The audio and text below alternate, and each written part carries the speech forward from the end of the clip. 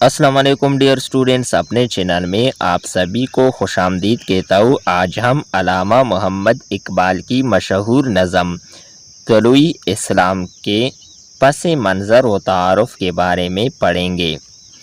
बांगे दरा की ये आखिरी नज़म अंजुमन हिमायत इस्लाम के 38वें सालाना इजलास मुनक्किदा मार्चों सन 1923 ईस्वी में पढ़ी गई।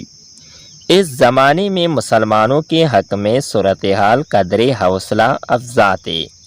तुर्कों को यूनानियों के मुकाबले में कामयाबी हासिल हो रही थी।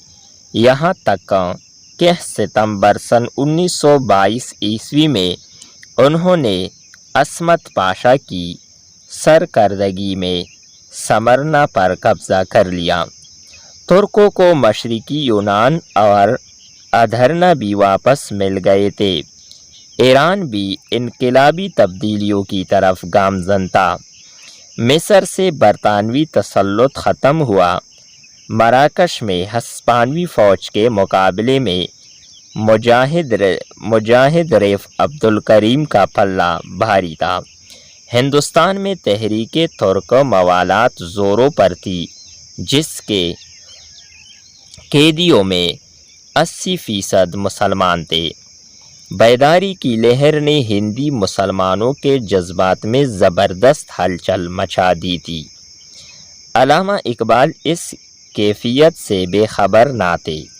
तलुई इस्लाम इसी कैफियत का पुरजोश और फ़नकाराना इजहार है। ग़ुलाम रसूल मेहर के बकौल ये नज़म सरासर अहयाई इस्लामिया के पुरमसरत जज्बात से लबरेज़ है।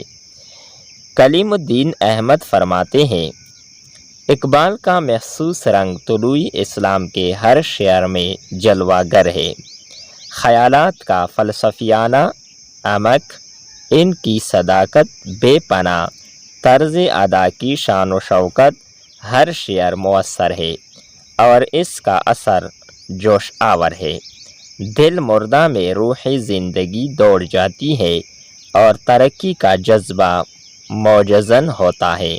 ख़ुसूसन नौजवान क़ारीन तो बेचैन हो जाते हैं।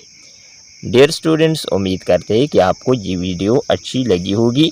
तलुई इस्लाम का नाम आपने सुना होगा। आज आप उसके तारुफ़ व पस मंज़र के बारे में थोड़ा बहुत समझ गए होंगे कि अल्लामा इकबाल का तुलुई इस्लाम से मतलब किया था। नेक्स्ट वीडियो के साथ दोबारा मिलते हैं। खुदा हाफिज़।